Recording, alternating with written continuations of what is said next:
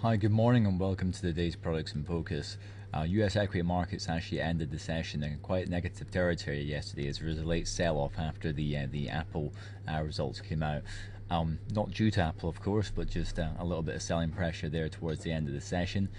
More information coming out of San Francisco from Fed members there, highlighting that even the previous paper was not quite bullish enough in regards to US interest rates potentially rising. They reckon that is going to be around about September rather than even December, the end of the year. So that's had a bit of a negative impact on US equities. The dollar was already quite rampant anyway, but dollar yen is still shooting through the roof. But we are coming quite close to potential support now at 69.69 on the US 30. Moving on to the UK 100. Not really a huge amount of action there. Obviously, we had such a volatile session there on Monday. Still trading below the potential support, 68.32, now acting as potential resistance. Next potential support would be 67.74. Crossover on the MACD.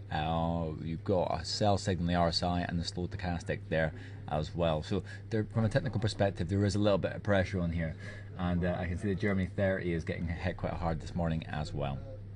So moving on to Japan 225, it's going to be quite well supported by dollar yen shooting up, hitting I think it's 8-year highs now.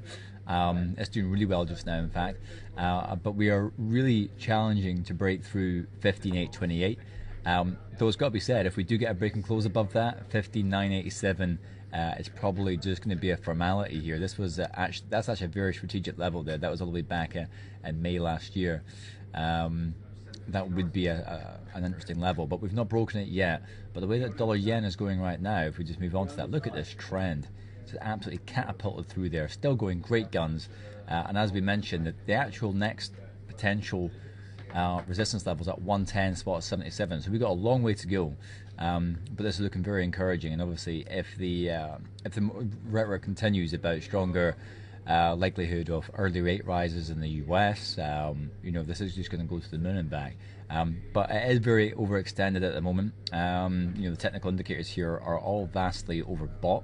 But the signal to sell has not been given yet. Certainly the fundamentals are encouraging, but just be wary that if there is any sell-off, it's probably likely to be quite sharp and steep. So moving on to crude oil West Texas, we are bouncing around 93.38. 92.85 is the next potential support. Long leg candle yesterday indicative of selling pressure. This is just the birth of it's kind of a short leg candle, still negative. 92.85 is the next potential support, followed by 91.25. So I'm actually going to put that on there just now. I think that's quite a clear level to look at. After that, it is $89. But yeah, it's following a very traditional pattern: downtrend, upswing, downtrend, upswing, downtrend, upswing. Just be careful of the levels there as ever of bounce. Still big question marks over long-term global demand.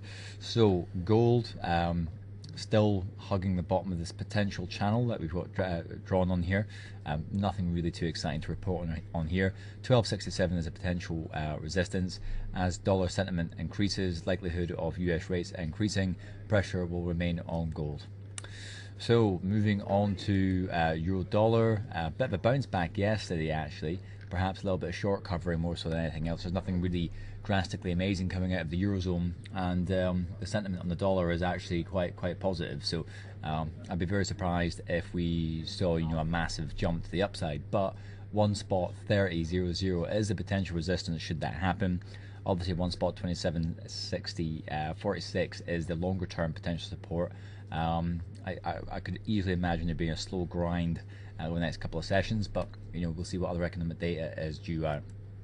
Pressure remains. GBP USD had that similar bounce as well.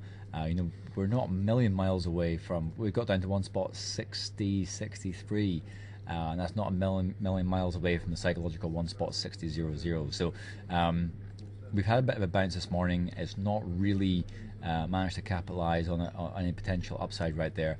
The fundamentals here are still pretty weak for cable, and the dollar is still looking quite good. So just be wary of getting quite close to these levels. There could be some more short covering on the way back down. But after 1.60, you do have one spot of 59.17 as the next potential support level to be aware of. So economic data wise, nothing hugely significant today apart from crude oil inventories, which will be useful for West Texas crude and Brent. And if we fast forward onto Thursday, a whole bunch of Chinese CPI and PPI data, followed by jobless claims at 1:30, all of which are significant, but the Chinese data is 2:30 a.m. UK time. Jobless claims will be keenly watched, cable, euro dollar, etc., etc. Look at chart form as ever, make insights part of your layout, and join me again tomorrow to find out what happened next.